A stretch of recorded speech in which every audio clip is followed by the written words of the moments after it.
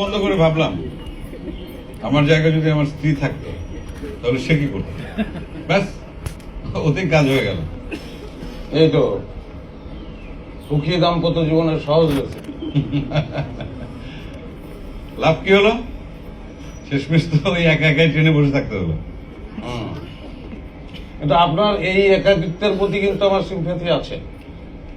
তাতে কি, আপনিও তো একা ট্রেন জার্নি করছেন না, শুরু থেকে আপনারও তো একজন সফরসঙ্গী আছে। ক্ষমতায় থাকলে একটা জিনিস সব সময় সাথে রাখতে হয়, ইনফরমেশন।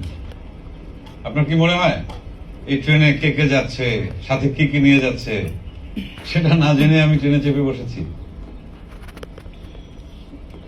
লাশটা কার?